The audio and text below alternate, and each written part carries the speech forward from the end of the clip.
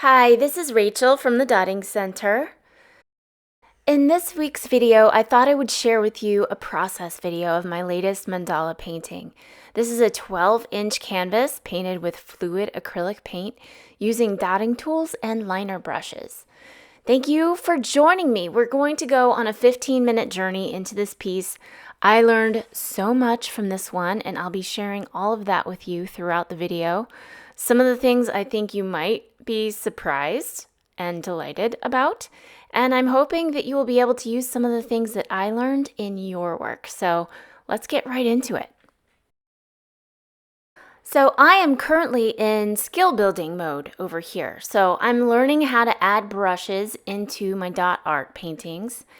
And so it's kind of exciting, kind of new, and it's not really at a place where I'm super comfortable to share any of the techniques yet. I'm still trying to figure it out. And really, it's just something that I want to add to my skill set so that I can bring it to you and we can paint stuff together. Now the painting starts off well within my comfort zone. This is just, we're adding rows of dots that are unfolding from the center dot and using various sizes, going from small to large, and I even alternated the colors a bit. Now we're going to break away from that pattern and start using those divider lines as guides for larger dots. Here we're using the stylus tool to surround each one of those dots with some tiny dots in various tints of different colors.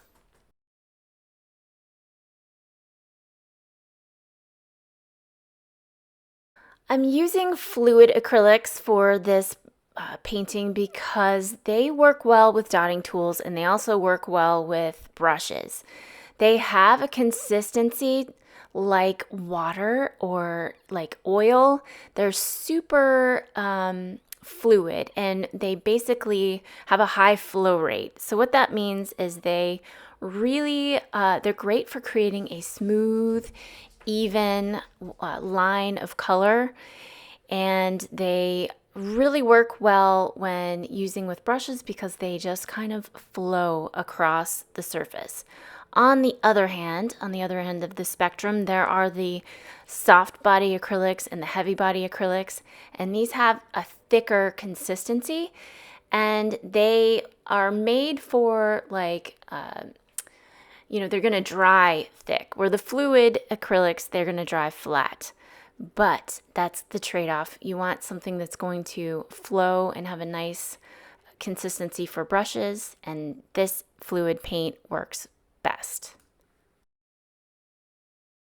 I do want to pop in and say that absolutely you can use a soft body acrylic with brushes and dotting tools, but that is for a whole different video, and trust me, we will get all into that because I like to use all the bodies of paints.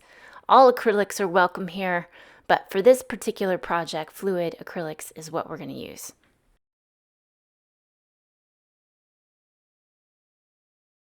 Now, as for brush painting, there are a few things that I am amazed by. The first is the ability to really stretch out and go big with brushes. It takes a lot less time to fill up a 12-inch round than it would when you're just using dots. So I love the effect of really being able to expand outward and use brushes in that way. And it's also really a good opportunity for blending and using color in a new way. And you know what? It's just really taught me to appreciate the art form of the mandala because it's just infinitely expandable and so easily the best art that there is. I'm kidding, obviously, but not really.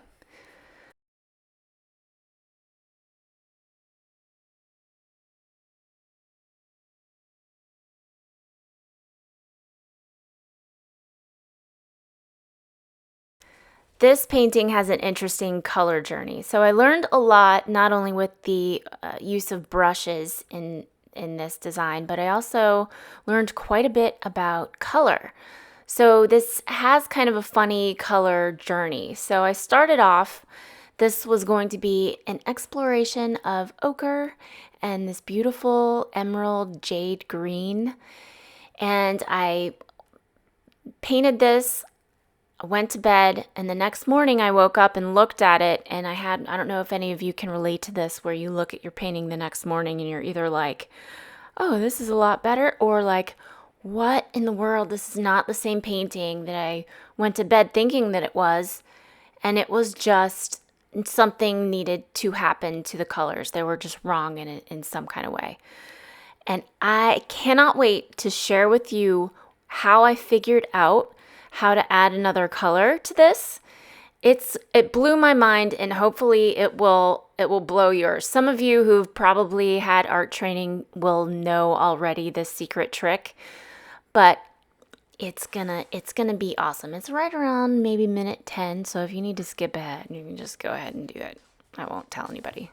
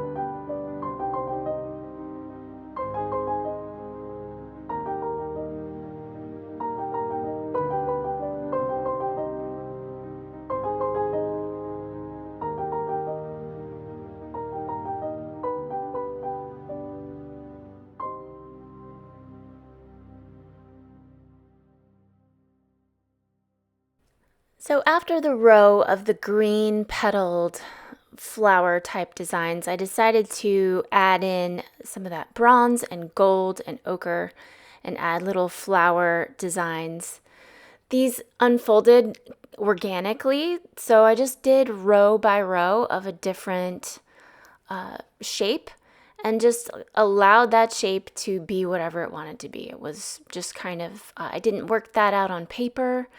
It just was just this little flourishy design, and I just added swoosh by swoosh until it turned into what it needed to be. So one of the things I'm working on is trying to allow some empty space. So I have a tendency to overwork things to death and just want to cover every square centimeter of the canvas in paint, and that can just be a little busy. So I tried to show some restraint and just keep some blank space so that the eye had a chance to kind of breathe a little bit. Okay, so this was the point where I had finished painting for the day. I went to sleep.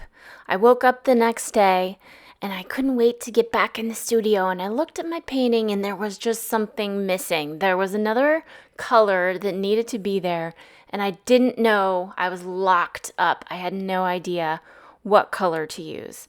So what I did was I dusted off my old color wheel. Do you guys have one of these? So I never, ever, ever, ever use a color wheel to pick colors. I love to pick colors intuitively. But in this case, I was stuck. I know I needed a red, but I didn't know exactly what shade or what hue I needed to pick, right? So judging by this, I was using blue-green, yellow-orange, and if you look at the triangles in the center of the color wheel, it tells you that this is a triad. So basically, I was using two colors of an already existing triad. So the blue-green, the yellow-orange, and the missing piece was that red-violet hue. So I decided to test this out. Let's use red-violet and see what happens, right? So here it is. I added that red-violet, and almost immediately I could tell that this was going to work. It wasn't just like super screamy bright red, and it seemed to really kind of fit. And what it did was it added a little bit of interest, and it really made the piece come together and come alive on a different level than it did with just those two colors before. And then again, dotting. It's so great. If you don't like colors of certain dots, you can just go right over them with a different color, and it's just kind of like you meant to do that all along.